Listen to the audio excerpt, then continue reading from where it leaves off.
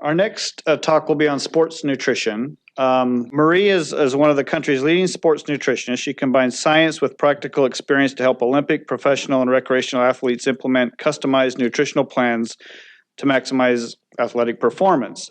She is a sports nutritionist for the Atlanta Hawks and former sports nutritionist for the Atlanta Thrashers before their move to Canada. Also a nutrition expert, she enjoys the challenge of communicating scientific information in an approachable, understandable format to a variety of audiences. She has appeared on CNN, as well as NBC, ABC, Fox, and CBS affiliates, authored hundreds of magazine and trade publication articles, and she is currently writing a large textbook for human kinetics. I think she's been working on that for a couple of years now. The last time I met her, she was working on that. A three-sport collegiate athlete, Marie earned her master's in nutrition from the University of Georgia and her bachelor's degree in exercise and sports science from the University of North Carolina, Greensboro, where she also ran Division I cross country. Her experience as a college athlete provide effective perspective to work with athletes of all levels, especially student athletes, by providing firsthand understanding of how the demands of athletics, psychological aspects of injury and sleep, recovery, and sound nutrition can impact an athlete's overall well-being and performance. So welcome, Marie.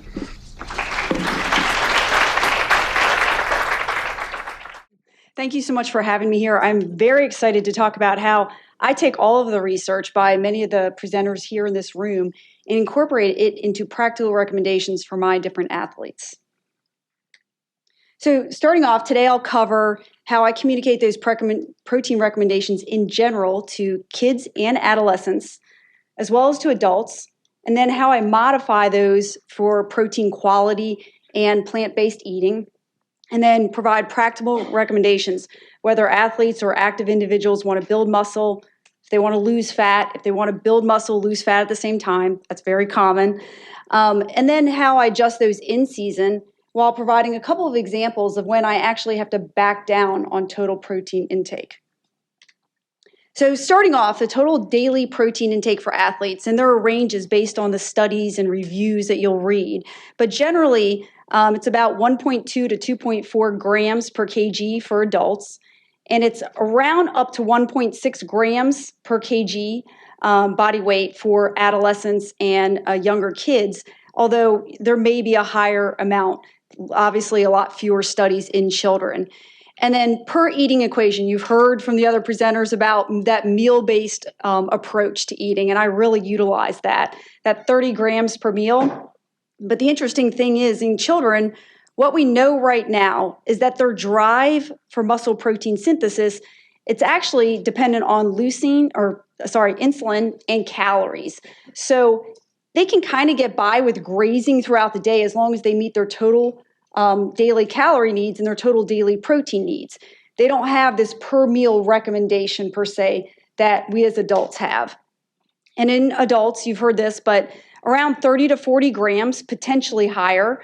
40 grams for the older adult, maybe higher, depends on the source of protein. I'll discuss it a little bit. And about 2 to 4 grams of leucine per serving. So within that 30 to 40 grams, we want to make sure that the food contains enough leucine to maximally to turn on muscle protein synthesis. In adults, we know it's older. In younger adults, it's around 2 to 3 grams. And then post-exercise, the general recommendation for really high quality protein, like whey protein, it's about 20 grams. I never ever use that 20 gram value, and here's why. If I state to somebody, hey, that's 20 grams if you get really high quality egg protein, whey protein, they're going to take that, and a year later, they're going to say, well, you told me 20 grams. So now I switch to a plant-based protein or I switch to something else, and they're not meeting that leucine threshold. They're not getting enough to maximally turn on muscle growth and repair. So first, starting with kids, and I treat kids totally differently than adults, kids and adolescents, and I look at their food intake throughout the day. Sometimes, if they're younger kids, obviously I have to involve their parents. With older kids, I actually want to speak to them separately than their parents because there's this kind of strange interaction sometimes where the kid doesn't talk and the parent talks and then they start arguing about, what they're really eating. It's a little uncomfortable. So I like to talk to the teenager first and then bring the parent in. But I'll also look at their training program and their periodization cycle throughout the year. And the more details, the better. And sometimes at first strength coaches say, wait a minute, why do you want to look at my program? Well, how on earth do I know the volume, the load, what they're doing and their calorie needs and their protein needs if I don't have a better idea? Because kids can't communicate this accurately. Even adults can't communicate it accurately, right? So I match those two together. And then if the child needs to add more food or maybe they need to cut calories, I'll work on it that way. I don't actually generally, as a general rule of thumb, give portion sizes. I'm very cognizant, especially with young girls, of eating disorders, disordered eating, especially with the media. And so creating that, I don't want to create that environment where they're really focused on calories or really focused on amounts, but instead I want them to start paying attention to hunger and satiety. Hey, are you hungry? Are you full? Do you think you can eat more at the meal? In fact, I've got a 13-year-old female soccer player now, and I went through everything, and I'm terrible recovery. She's really, really sore after a soccer game to the point where, it hurts going upstairs. Her legs are really heavy, really hard to play 2 games in a day. And I went through and I thought, okay, she's not eating enough food. She's not eating enough protein, not eating enough carbohydrates. She just needs to eat more in general. So I started talking to her and I said, could you eat more at mealtime? Yeah. Are you hungry? Yeah, I am kind of hungry, but I thought this is how much I'm supposed to eat. So that's where going through, and I'm glad Roberta brought up that question. She's going through that major growth and development stage and getting taller and thinking that, I still have to eat what I ate when I was 10. No, you need to eat more. You got to fuel growth and development, my primary concern. I'll also look at food quality. I love it if parents start really young and incorporate a wide variety of foods and protein sources. Doesn't always happen. Oftentimes it's chicken fingers and fries, and then give those positive messages of, hey, here's what food does for you. It's rare that I'm going to give some sort of negative message. And if I do, I try to tie it to a performance. So, hey, here's what fried food does versus, if you prepare chicken in a better way. So they kind of get that idea, and it's not so body image focused and body fat focused. So chronic nutrient deficiencies, I'm very cognizant of these. They're prevalent, right? And in looking at kids and adolescents' diets, they're really short on a number of nutrients, especially obviously the fewer calories they consume. My primary concerns I see over and over again, calcium and iron. Calcium and iron. Even with boys now, I see low calcium diets because they're not drinking milk. They're not eating dairy products for whatever reason. They think because, hey, my brother's lactose intolerant, I am. So there a variety of food choices go into low iron diets, low calcium, and then with teenage girls, just not enough total calories, so they're not meeting their nutrient needs. And again, my primary concern, even as a sports nutritionist, is growth development, setting those eating patterns so that they can, they're healthy for life, and then athletic activity. And they've got to meet that growth and development first. And in fact, when I was in grad school, we had a bone density lab. And I remember the shock when we'd bring in 21-year-old, 22-year-old girls and they had bone density where they were osteopenic, or even they had osteoporosis. And I thought, how on earth does this happen? And then you go back through their diet record, they were active.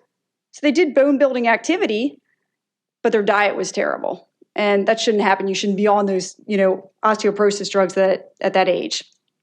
So more than protein, I always talk about protein as that nutrient package, right? It delivers a number of nutrients that help with bone growth, that help with muscle, that help with muscle function, that help with energy levels. And each one in star here, they're those bone building nutrients. I do focus on that a lot, especially for growing kids and teenagers. And even protein, so many misconceptions, but it makes up about 1/3 of bone tissue. And by mass, and it makes out 50% by volume. So, I'll get that kickback of, hey, I thought a high protein diet, or if I increase my protein needs, isn't that bad for my bones? No, not at all. And then I mentioned iron, another huge concern, really difficult. I've got a number of plant-based eaters, and that's fine. I'll try to get through that concept of combining food, but it's kind of hard for people to remember. They've got to post a chart on their fridge. I've got some people nodding here. It's a difficult thing to remember. Okay, well, what has vitamin C in it? And then, I can't drink tea with this. It's complex. If they can add even small amounts of those iron-rich, those heme-based foods that Kelly mentioned earlier, I've won. And it's interesting, sometimes they'll bring me their blood reports and say, but I'm not anemic. My hemoglobin, my hematocrit's fine. And then I go through, you know what, before you hit that anemia, your signs and symptoms tell me you could have mild iron deficiency. You could be at one of those stages where you're not really paying attention in school. You're telling me your performance is bad on the field.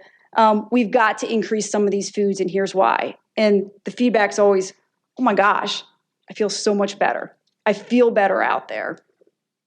It's amazing what food could do, right? So with kids, I do try to keep their typical meal and snack patterns, unless they don't eat breakfast. And then I do try to add a breakfast. Easiest thing to add is always a liquid breakfast. Hey, I'm not hungry. I can't eat breakfast. I'm afraid I'm going to be too full for lunch. So that's the easiest thing to add. But the reason I keep those meal patterns is because they're really difficult to change. So I know if I work on food quality, at least I'll get some of those results. And, kind of fudge the meal patterns a little bit. I'll give them a few options, try to get them very involved when at any age, whether it's 2, 4, or 14, if they're more involved in the kitchen and they feel like they have options and they can influence their parents' grocery shopping, they're much more likely to eat it. So here's just a brief example. Peanut butter and jelly, common food. Way I'll increase the protein intake here is I'll try to get a higher protein bread. Sometimes it takes a few tries for them to get one they like. Add a higher protein peanut butter. They can even take a whey protein or protein powder and mix it in peanut butter, or they can try a number of the ones on the market. Add a better drink on the side. Obviously, this is a common issue, the sodas, the Capri Suns, etc. And then add a snack that contains protein, in this case, bean chips. Not the highest quality, but it adds some protein, some fiber, and some nutrients.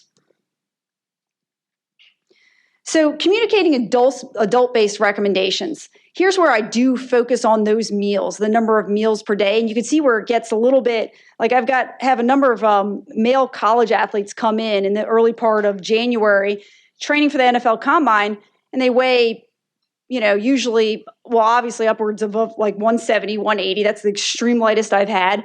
But upward, they'll weigh sometimes 330, 340 pounds, and they want to change their body composition, and they eat 2 meals a day. So I sit there and calculate their protein needs, and I'm like, okay, how can you meet your protein needs eating twice a day? Like, that's where we have to, change meal patterns. And it's easier starting with liquid. It's easier starting with those shakes. It's like a huge relief. Oh my gosh, I can have a shake for a meal. Yep, that'll count as a meal as long as you get your protein intake. But I do focus heavily on that serving size per meal. It's easier for them, and it's easier for me if I just calculate, kind of break their protein amount down throughout the day, and that way figure out the number of meals. Quality of protein, I'll talk about that in a second. And then tracking calories. Extremely rare I get an athlete that tracks calories in protein. Average active adult, they'll do this, and it makes it a little easier because that way they can see those numbers, and they get kind of excited when they hit them. A lot easier. Very few of my athletes do that. So protein quality, I think Heather or Dr. Lighty had mentioned that leucine. It's that switch that turns on muscle protein synthesis. In younger adults, we know we need about 2 to 3 grams. In older adults, it's upwards of 3 to 4. And there's a huge difference in types of proteins. Try communicating this to somebody. Very difficult, right? So whey, obviously very high. Those dairy-based proteins. Pea protein, pretty high. Soy protein, pretty high. You have to hit 30 grams. Whey, again, 20. And then it goes down a little bit, but you can see where if you mix and match, you can get that amount of protein. What I generally do to try to account for this is I give them just, serving size. Cell phone, many of them have 2 phones. The serving size of my athletes, they have to eat this amount. The palm of your hand, very easy thing for females. Always have it with you, right? So very easy thing to remember and look at and go, okay, do I have enough of that? Or she said, I've got to put 2 palms together and I've got to get that amount. In addition to the leucine content, though, I also look at the quality of the protein. And I find this really difficult to adjust for because there's far fewer studies on it. We know that, and I love incorporating those plant-based proteins because I feel like it can round out a meal, right? People don't eat enough plants to begin with. They're not getting enough fiber. We get about half the fiber we need. We're not getting many of the nutrients in plant foods. So if I can add beans, peas, legumes, if I can add something that contains some peanuts or almonds or something, that's great. But the protein quality, the digestibility, the amino acid score, much, much lower, right? And then complicating matters more when you go through the research is there's the way we heat and we process protein really affects protein quality. So heating in some, I started going through the research on legumes. Well, some types of heating, good. Roasting, good. Boiling, no. You'll lose some of the protein. You'll lose some of the carbohydrate. So there are all these factors that I think, I don't know how this food's prepared. I kind of know what they're eating based on what they're telling me. They can kind of communicate the amounts, but I don't know how it's prepared. So what I do is just go up on all of the protein requirements. So whether it's meal-based requirements and whether it's after workout requirements, I go up based on protein quality. If they're consuming a vegetarian or they're rounding out their meals with plant-based proteins. So in general, meals, typically those that are eating the high leucine ones, I'll say about 30 grams minimum per meal.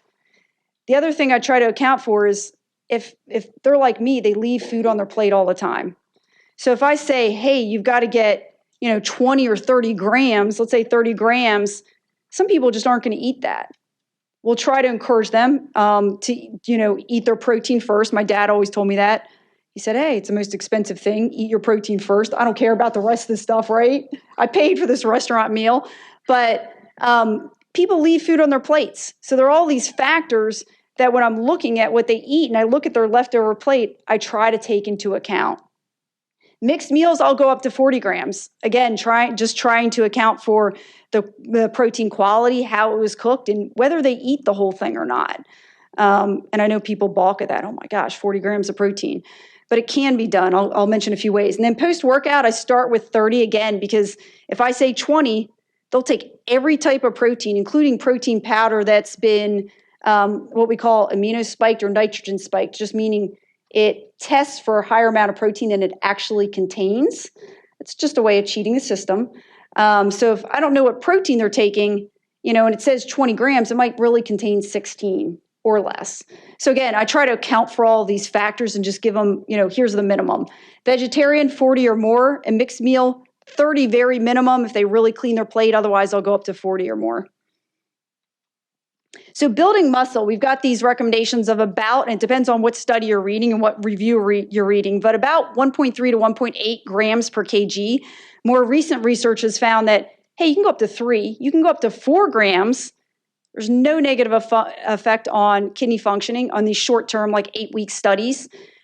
Even if you increase, one of the recent studies found that even if you increase calories by 800 calories, you're not going to gain body fat, increasing protein. So it's one of those nutrients that if you're going to overeat anything, if you need to increase your calories, that's the one that I want them to go up on in most cases. There are some caveats there. And then meals in general, we know the rise in muscle protein synthesis, it lasts about 2 to 3 hours. So in generally, I like people to consume meals every 3 to 4 hours. Doesn't always happen.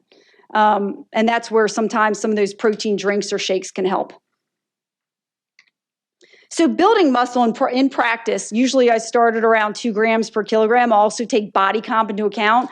For athletes that are really, really, really lean, I might actually, and they don't eat a lot, I'll actually back down a little bit on protein because the problem is they just get so full. Like if you give them a certain number of calories and then that much protein, they're full. They can't eat it all. They don't finish their food intake. Here's one athlete a couple years ago. He's in the CFL, probably transition to the NFL soon this year, but he went from about 220 to 235 in beginning of January to end of February. So I work with some that really need to put on that muscle mass quickly. And of course, combined with a really good resistance training program. And the issues I find over and over, it's total calories. Young men will meet their protein needs. It's total calories and it's timing. Their timing is way off. They don't eat breakfast, common, we heard that, right? Or they might eat maybe a Chick-fil-A biscuit at 20 grams of protein, and then they'll go train for hours. They'll feel terrible because we actually have them train for 3 to 4 hours at a time. And then afterward, they go play video games the rest of the day and eat Doritos. That's the common pattern. Oh, and Frosted Flakes. If I had stock, I'd buy whatever company makes Frosted Flakes. But that's the pattern throughout the day. So it's changing those their timing. And oftentimes they have to take their phone and they actually have to put reminders because they get so engrossed in video games or so engrossed in what they're doing, they forget to eat. And here was his schedule for that period of time. I actually put the calories in because for some I will, for some I won't. And you see very easy to understand recommendations. So I'll give them, again, terms in terms of their fist, a cell phone, the palm of their hand, their full hand. Oftentimes, if it's a short period and the combine prep is so short, he's staying at the Marriott. I know the breakfast buffet at the Marriott now, and it's the same food over and over. They're going to eat the same breakfast over and over. So at this point, I don't put in 5 million options because I know what they eat. So I'll give them specific amounts and go, okay, eat this. You see, I heavily rely on those protein shakes, and I rely on timing. And for these, I work with mainly men. They have to do that pre and post workout timing a lot of times just to meet their protein needs. Forget about recovery. Forget about that increase in muscle protein synthesis, the acute increase. There's no way they could fit it in the hours of the day. So that's his schedule. So this is one of the more interesting cases I had.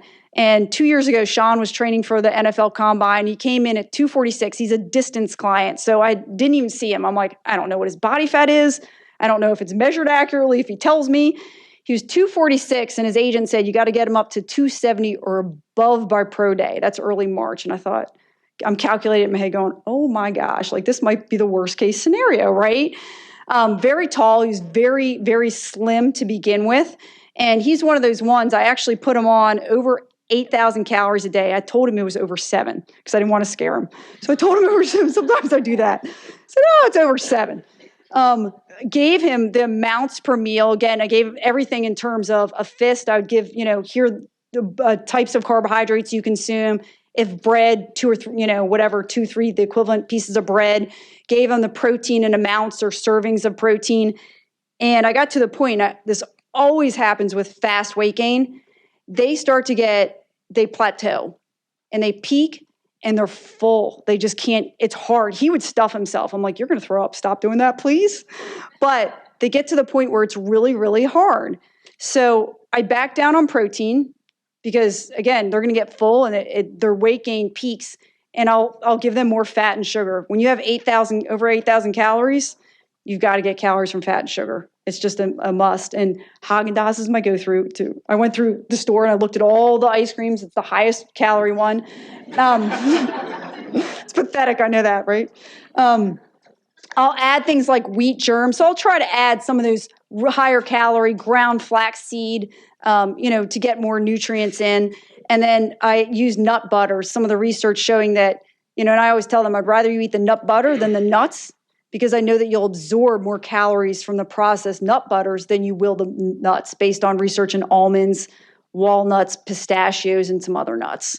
So this saves me every time having to go through shakes. He had to do 2 of these a day typically.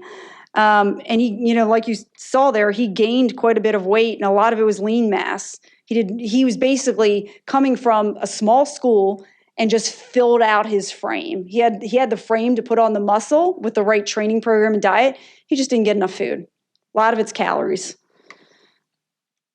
So fat loss, that's where I'll go up on protein, explaining to them that, hey, you need more protein because you want to keep on your muscle. You don't want to lose muscle. I've seen that happen. It's not a pretty process. But you want to keep on your muscle as you're losing weight. So again, here's where I'll start with a minimum of 2 grams per kg. I'll go up based on the amount of the caloric deficit. I try to get them to diet on the lowest calorie deficit possible, because I don't want to deal with some of the repercussions of, at least if long-term, low calorie diets and lowering resting metabolic rate. But the 3 things I always explain with adding protein is, sure, you'll build more muscle. You'll keep your muscle on. Building more muscle, you're not going to become some major metabolic machine. It's about, 2 calories a day, I think, at rest. Fat burns 2 calories per pound of fat. Muscle is about 6 calories. It's not huge, but you can train a lot harder. Some calories burn during digestion. This doesn't seem to have a significant role in weight loss. And then the increase in satiety. And you saw a graph similar to this, but we know that more per meal, we know that 30 grams or more, that's again my threshold for weight loss. Every female will sit there and go, oh my gosh, that's a lot of food. How do I do that? And also some research suggests 0.6 grams per kg per meal. So an easy way, and this is the best picture I could find, but it doesn't show a ton of protein. But I have them rotate around their plate. So eating their vegetables and protein first, because I know the vegetables will increase that immediate satiation. They'll get full and they won't be able to eat as much at mealtime. And then I want them to really dive in their protein. They're more expensive. And part of the reason I also do this is because I want them to finish their protein. And I know if they eat their carbs, sometimes it's like, oh, I'm full. I want to save calories. I'm not going to eat the protein. So I have them do this and then try to eat their carbohydrate-rich foods. Not because carbohydrates make you gain weight, not because lowering them is some magical solution to weight loss, but it's what I've found people tend to overeat, especially because in restaurants, you're rarely getting steamed white rice. You're getting white rice with some sort of sauce on it or pasta with very high calorie sauces. So another approach, and I know some people might look at this and go, what? But here's a football player from 2 years ago, Kalen, and he came in and he needed to lose weight very quickly. He was 344 when he started. And I thought, okay, 344, you should be kind of easy to lose weight. So I went on the normal like meal pattern, serving sizes for a few weeks. It didn't work. And I threw my hands up in the air and I'm like, okay, this is not working. I need to quickly, I'm on a time crunch. I got to switch approaches fast. And so I went on mainly food that he could buy, like soup and frozen foods. And I said, you're going to count your carbs, knowing that at 344 when he started, he's going to get the protein per meal because he's just going to be hungry, right? But if I give him a limit on the amount of carbs per meal, and I said, you got to wait at least 3 hours between meals, I knew that he would probably lower his calorie intake, worked like a charm, weight just started falling off to the point where he actually had a major back surgery in right a week or two after we went through this approach. And he took to it very quickly. Had back surgery, came back, flat stomach. Where I had a guy, he walked in our training facility, a guy followed him. He's like, you haven't even been training. Like, what have you done? And it was simply cutting calories. I knew he'd get the protein he needs. He would eat. He's a big time video gamer. So it was one of those people, he had to set the clock, right? And it's just cutting carbs to cut calories. That's it. So breakfast, I mentioned, that's a major issue over and over. It doesn't matter if it's a young girl, if it's an older person, it doesn't matter who it is. The protein at breakfast is a problem. And I find that a lot of my clients, they just like carbohydrate foods at breakfast. I like carbohydrate at breakfast, right? So I try to give them different options. Shakes, obviously, that's a good bet. Some of the higher protein waters added on the side of a meal, some of those higher, like 18 to 20 gram whey protein waters, that's a good option. Bars, a viable option. Most don't contain enough protein. Greek yogurt, obviously, I'll have them mix a nut butter in it. That's a solution. And one of my newfound favorite things is high protein pancakes. There's probably 4 or 5 on the market. These work like a charm because they can get their protein. Usually it's whey protein. It's a high quality protein, but they can also get that comfort food, the carbohydrate. So quickly going through this, another approach very rarely I'll use, but is adding, there's a study years ago, I think it was by Churchward Vane, adding branch chains to a protein poor meal. And does that maximally stimulate the acute muscle protein synthesis? And it does. I think protein is obviously the better choice long term because you need something to drive the machinery to build new protein and muscle. But if I have some of these athletes that just cannot eat breakfast, and if they train at 8 a.m., sometimes I'll just give them branch chains beforehand because again, they're running for an hour and a half. So I want them to have something before, so I'll give them branch chains. With older adults, AKA my parents, sometimes they won't eat that protein amount, so I'll try to add branch chains. I don't think this is a great long-term solution, but it at least increases that acute muscle protein synthesis. And fat loss, excuse the arrow misplacement, but here's a summary. So increase the amount of protein per meal. And as Dr. Lighty had said, I've also found that sometimes people tend to overeat, and they overeat junk if they just don't eat. They don't eat. It's like they're afraid of eating meals. And I'm like, no. Just eat a meal. I promise you, eat breakfast, well-rounded breakfast and lunch. And it's all of a sudden, it's magical, but they don't crave the sugar in the afternoon. They don't crave those snack foods. I prefer solid over liquid. So again, to enhance satiety, solid, otherwise a whipped shape being next, and then a liquid protein. I have them rotate around their plate when possible and eat breakfast. So building and losing. And this is sometimes I've had to do this in season. It's a difficult task because the quality of your foods has to be really on point. I've found it's not just, calories and stuff, but you've really got to eat some unprocessed whole foods, less processed, I should say. Protein, I always start above 2 grams per kg. One of the model studies I use is Dr. Stu Phillips' study. It was published, I think, this last spring. It was a short-term study where he lowered, I think it was a calorie deficit of 40%. Higher protein diet, they lost more weight, and they lost more body fat and gained more muscle. Again, I try to have them diet on the least calorie deficit possible. So cut calories as few as possible. Give them more protein per meal. Give them those less processed foods. Initially with some, I might cut carbs just because that's adherence. They're going to lose, even if it's water weight, they're going to lose some weight initially. And immediately they're going to be like, okay, this finally something works. And then I'll build back up their carb intake. As I always say, and I think Dr. Phillips said in this study though, and I explain it to athletes as car versus bike analogy, you've got to have those carbs to perform. We're still in this period of really low carb diets or ketogenic diets, which half the time aren't ketogenic, but they're low carb diets. But my athletes come in and they say, well, should I do that for weight loss? And I'm like, well, it's the difference of being on like the basketball court or driving and you're either riding a bicycle, because that's how fast you're going to go. You're going to go slower on fat, or riding a sports car. It's your choice. So what's better? And then it clicks and they're like, oh, okay. So I can go fast on carbs. I'm going to be slow on fat. So that's where they start to cut their fat intake and they keep those carbs in. In season, again, similar approach, really focused on the quality of food. Their diet has to be on point to really maximize weight gain and minimize fat.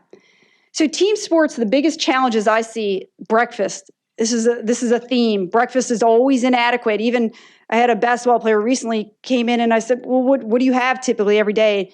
Oh, I have 2 eggs on a bagel. And I'm like, that's not adequate when you're 230 pounds? Like I could eat that, They wait too long after practice and games. This happens all the time. They wait and it's, oh, my legs are heavy. I'm not recovering well. What's going on? Well, I need you to eat right away. Those calories, you can withstand those calories and then eat again a couple hours later. With MMA, I had an interesting circumstance a couple years ago, a pretty well-known fighter, and he couldn't make weight. And I started calculating everything, and I'm like, we've got to cut lean mass. Like, this is painful. But if you really want to, enter this weight class, I suggest you go up, but I'm not your coach. I've got to cut lean mass. And so that's an instance where I actually put him on a protein poor diet. His girlfriend cooked, weighed, measured everything. She was fantastic. Put him on a protein poor diet to cut lean mass. Very painful thing to do. And then other instances, like I said, if they need to, if they've got very high calorie amount, I do watch the amount of protein because they can't consume everything. It's really tough. And then altering the protein intake pre-game to allow enough room for carbohydrates. All of athletes come in and they, 2 huge things of chicken. So this huge amount of protein before a basketball game, barely any carbohydrate. I'm like, you're not going to be able to run down the court like that, especially after you didn't have enough at breakfast and you didn't have enough the night before. So that's where I have to, protein's great. We need it for training. It's not really going to help you in a game immediately. It's after. Endurance sports, some of the more recent research says, hey, 1.6 or possibly more grams per kg. I think beforehand it was lower intakes, 1.2 to 1.3 grams per kilogram body weight. But again, this is where training load and what they're doing in, training, volume, load, et cetera, matter. So let's say you have a 210-pound endurance athlete and they're eating 152 grams a day. Typically, most people I've found, they do about 3 meals a day. The football players, again, I have to get them 5 or 6. Post-workout, protein and carb shake, plus a shake. So that's about 40 grams a meal and 30 grams post-workout. And that's the magic solution. And they'll get little bits here and there from other foods. For female endurance athletes, the biggest thing whenever I talk to groups, and I don't work with anyone directly right now, is totally afraid of calories. So they're afraid of weight gain. And I always think, wait a minute, you run 50, 60 miles a week and you're afraid to gain weight? How is that possible? But they're afraid that the protein bulks them up.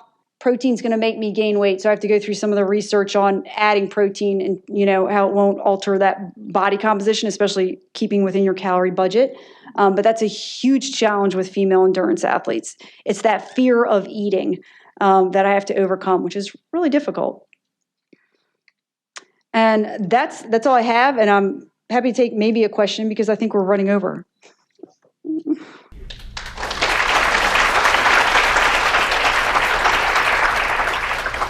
Is he done growing taller? Do you know? Okay. That, to me, that teenage male category, their biggest challenge, it's meeting calories. So it's those higher calorie, calorie dense foods, the nut butters, 100% juices, sometimes 2% whole milk. I actually tried not to have them have whipped shakes, but shake it gently because I know that whipping process will fill their stomach up. Or if you whip it, just let it die down so it doesn't have so much air in it because it's harder to drink if it has air. It'll increase immediate satiation. And then some athletes, I've put them on red meat 3 times a day, like just higher calories, and it works 2-3 times a day for a short period of time. My parents go to a senior center where actually the gym is used. It's fantastic. They're lifting weights. Sometimes I speak to those individuals and the common complaints are, oh, my muscles are weak. My muscles are wasting. It's hard to go, hey, is it statin drugs? Does that play a role or is it, food intake? I do think seniors have a number of issues as far as, some of the recommendations they can't do because of teeth. They need soft foods, even if they have dentures, and then just getting enough food in, and then price is an issue. Even if they have the money, they don't necessarily, it's like, oh, well, I remember the prices back in this year, and so they don't want to spend it. They can't eat as much. That's what I always found. They just can't eat the quantity they bulk at the quantity of food, especially females. It's like, oh my gosh, how much Greek yogurt? I can't eat over a cup at breakfast. That's a lot. For a small female, especially an older female, those are the challenges. So that's where I think protein powder really does come in handy, adding it to soups, adding it to stews and stuff like that. But it's a foreign concept to them because they didn't grow up with it. That's a difficult one. And then I had a conversation with Don Lehman one time on the phone, and he said, you know what, give them the best quality protein, give them those animal proteins. So they can get the most bang for their buck. There's some debate about the exact timing of protein, and it's different in untrained and trained individuals. One reason I say do it right away is because they'll forget. So if I say, oh, you probably have an hour, first of all, I want them, a lot of times they need the carbohydrate right away, but they forget. It's simply a memory issue of, oh, gosh, I waited a couple hours and now I'm eating. And then I do find anecdotally recovery is a lot better if they do it sooner rather than later, if they get protein and carbs in. So I want them to have it's usually liquid right away, and then they can eat. Even for those that need to cut body fat. Yeah, recovery is always better. Thank you. Thank you, Marie.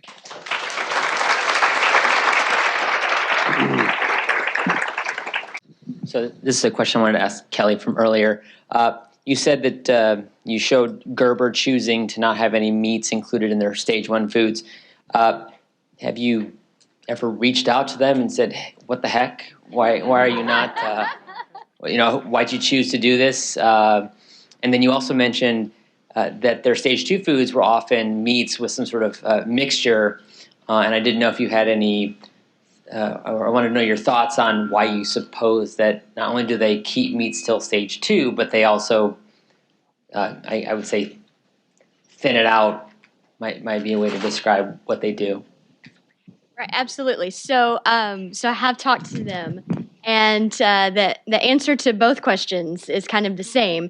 And they say that instead of them being the driver of the parental perception and the market choices in the market, that they say that the reasons why they do that is because that's the feedback they get from consumers. And so they say that they're just trying to meet the needs of their consumers by providing the products in this form. So, so it's a bit of a catch-22 that way, and so it might be that we need to educate our consumers better to have better ideas, and then maybe that in turn can, if that is truly what Gerber is using as their marker to make those decisions, that's what Gerber says that will have to happen before they make changes. So they say it's the consumers. Did they put forth what kind of evidence they would need to see from the consumer? I mean, it's not like consumers just communicate with them directly. So is there right? Any, I mean, so the evidence would be that more people start buying beech nuts stage 1, and that they start losing market share. So that's going to be their evidence.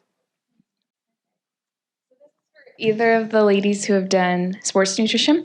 So have you guys ever gotten like a client, or especially the younger ones, where either their parents have a goal weight for them, either that's really high or really low, and you're just like, this is not realistic? And how did you handle that? Well, I was the director of sports nutrition at Texas Children's for 17 years, so that is my life that you just described. And the good thing is we have a bod pod at Texas Children's. And so I would say it's about your body composition and not your weight. And that is our goal. But parents make up numbers. They'll say, I want my child to be 105. And you ask the reason why. And it's like, well, I don't know. It just seems like a good weight. So I think Marie said something was really important. When you're dealing with an adolescent, the parents really can't be in the room because their child's perception may be completely different. And so we would prep every adolescent that came to our clinic to say, we really want to develop some autonomy in your child. And so we're going to ask you to step out for the first part of the interview, and then we'll invite you back in. And you get much more meaningful data on what's being consumed, the pressures that they may feel at home. If you start out with the parents in the room, you'll never get them to leave. Well, adolescence is actually defined as 11 to 25, so that was my practice. Starting at 11, we would just, and again, the interview may be short for an 11-year-old, but you still want to get them to the point where they can communicate with a healthcare provider independent of mom and dad. Great question. And I'll also add, I always tell the parents I want the kid to take ownership. So if you got a parent that does everything for the kid, and some of them spoon feed their kids and they're so controlling, at least then the kid has some, control over what they're saying and communicating and, performance. And it's not just parents, but coaches come up with some crazy numbers too. And that's where body comp does help. I had a gymnastics coach years ago at Georgia, and she, I want these people to lose weight, et cetera. I'm like, okay, your body fat's, 14, 15%. What do you want me to get it to? So coaches come up with some just crazy numbers sometimes too. You said very quickly, and the slide went by quickly, about vegetarian diets not meeting the needs of infants unless they were supplemented. And so I was wondering what kind of supplementation would be needed, like a formula supplement or like vitamins. Right. So that's the wording from the World Health Organization. And so what they're talking about there is iron and zinc. So they're talking about vitamin supplementation. Like drops or like a chewable. Right. Exactly. Yeah. So for the infants, it would be drops. And primarily iron and zinc. Iron and zinc primarily. Using the RDA as an amount. Mm-hmm. I've just seen a few lately and I'm just like, just give up, eat some meat. Yes, yes. So the vegetarian diets, who are not eating meat, are not meeting their iron and zinc needs in particular. So they would need the drops or fortified cereals. But again, the bioavailability of that doesn't match meat either, and doesn't provide the heme iron that we know is more effective too. So those are the issues relating that. I do run in circles with a lot of endurance athletes, triathletes, Ironman, marathoners. So basically, just talk about performance and if we can track when they're bonking. I've seen this on my own experience, so I can speak to that. If I don't eat well, I'm not going to be able to facilitate my run or my workout. So once you start talking about performance, you kind of have that captive audience, and they'll usually buy into that. And for the sports dietitians, well, actually I have two. One is I heard a lot about the number of grams per meal. Do you, when you calculate out the diets, do it 40, 40, 20, or distribution of calories?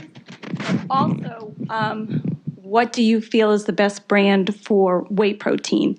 And can we get the same one that the athletes get? You want to take the first one? I'll take the second. Okay. Well, I probably can throw out a whole bunch. Part of this is dictated by the team and the practice. So I worked for the Texans for 12 years, and getting a high protein diet in somebody before they go out in 90-degree heat, the general rule is it's not good sports nutrition if it ends up on your shoes. So I can take a look at the science and say it'd be nice for me to calculate, but you also have to remember, I'm not measuring out their food. So here's what we did. You saw some of Marie's diagrams. I actually bought plates that were segmented. The segmented plates that you had when you were a kid so the food didn't touch. And I'd say this amount needs to be filled with a protein-containing food, ideally. But I think part of being a sports dietitian is you have to be able to realize your limitations. Marie also talked about, the ability to recover right afterwards. When it's 90 degrees and your athlete's core body temperature is 104, going in and eating something with all that blood flow being redirected from the gut, they're going to get sick.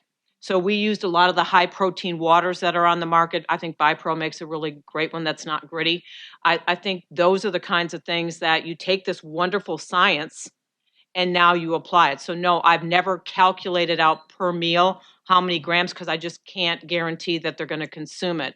But getting protein at each meal, protein at snacks, proteins when they're driving home in the car. So we used, honestly, a lot of beef jerky because guys could take it out of the ballpark. I didn't have to worry about it sitting in their car when they went to the bank and going bad.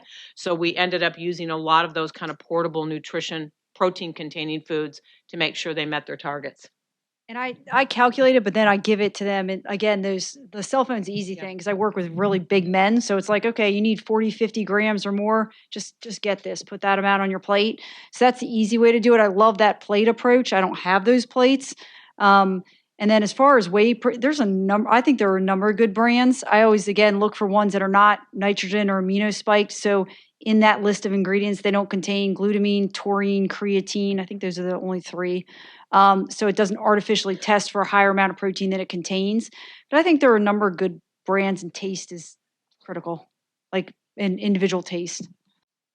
I would just add to that comment, we're talking about in our classes that the website consumerlabs.com, it's an independent lab, and so they will test all the samples. And I just look at this for myself, whey protein.